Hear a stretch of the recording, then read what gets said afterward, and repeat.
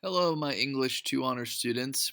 This is a very, very quick and underdeveloped but basic view of the Buddhist worldview. And the reason I'm giving this to you right now is because we're going to be studying worldview when it comes to Siddhartha. Now, another word that some people like to use in place of worldview is philosophy, and I have that down here at the bottom of the page, philosophical terms that you're going to need to know.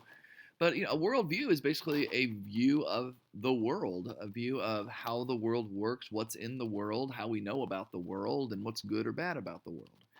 And the Buddhists have their worldview. Now, of course, this is not coming from a Buddhist, so I'm probably not going to do this justice, but I'm going to try to attempt, based on my study of it and teaching Siddhartha, to give you kind of a basic layman's understanding of this worldview.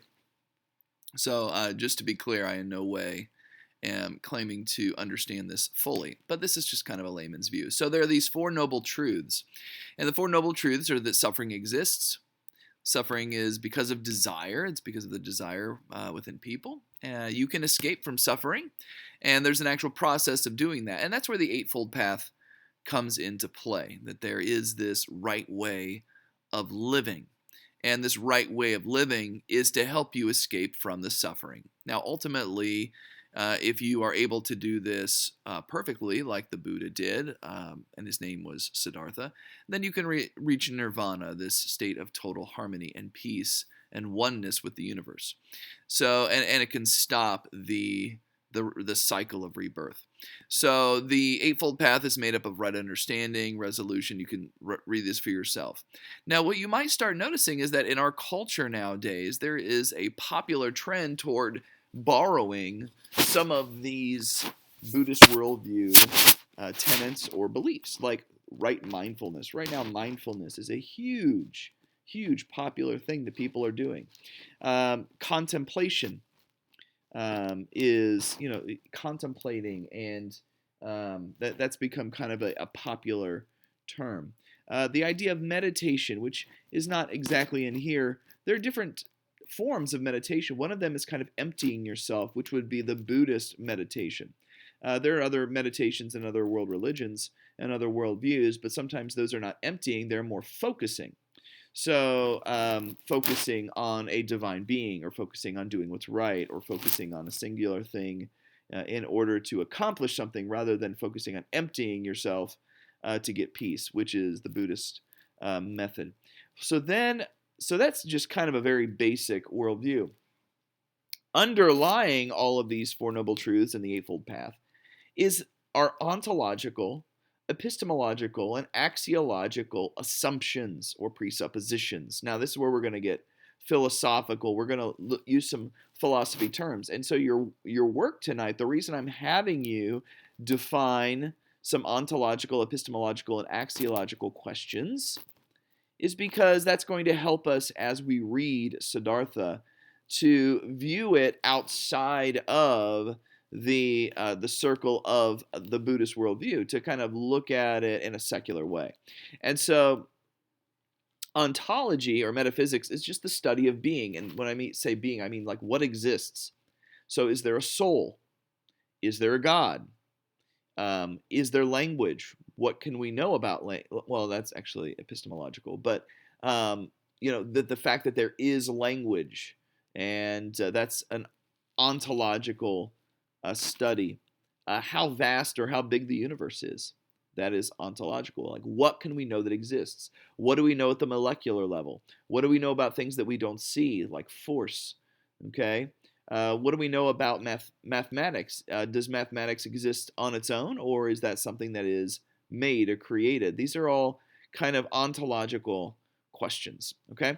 And then we have epistemology, which is the study of how you know something, right? The scientific method is a very popular way of gaining justification for knowledge, saying I know something because I can scientifically prove it with, testing and things like that.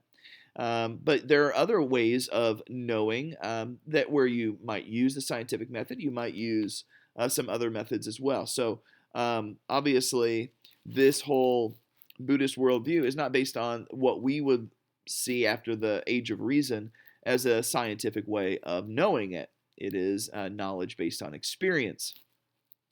Then there is, so that's epistemology, is the study of how you know something and what is knowledge. Then there's axiology, the study of value. What's good? What is ethical? What's moral? What's right? What is not good? What is ugly? What is evil? Things like that. Those are axiological questions. So guess what? As we're reading Siddhartha, even though we're going to be seeing not Siddhartha, but Hermann Hesse give us a lot of information about this stuff, underlying that or supporting that are some of his philosophical beliefs. And we know, based on his biography that you read, that he grew up in a Christian home with a Christian father, but he rejected that. And so here he is exploring, here he is seeking out, he probably would call himself a seeker, something, a way of knowing the world in an ontological, epistemological, and axiological way. And he is attracted to Hinduism and Buddhism, the Asian kind of cultures and the Asian worldviews of that time, the Eastern, we call them the Eastern worldviews. So this is just the Buddhist one. There's also Hinduism. Some of you researched that. So we're exploring this just to help us better understand what's happening in Siddhartha. And if we are able to do this, if we can look at it through this lens philosophically, I think we're going to get a lot out of it. I mean, you can get a lot out of it just looking at it through a Buddhist worldview, but you could just read about that online, which you did. But what about when you look at it with philosophical terms in mind and philosophical questions? So we're going to study a little bit of philosophy. Trust me, I'm no philosopher or not a philosophy teacher, but I've probably been exposed to enough of it to at least introduce you to the concepts. So that's what we're going to do, and I hope that it's a valuable experience for you. So your homework tonight it's posted online, so make sure you do the homework.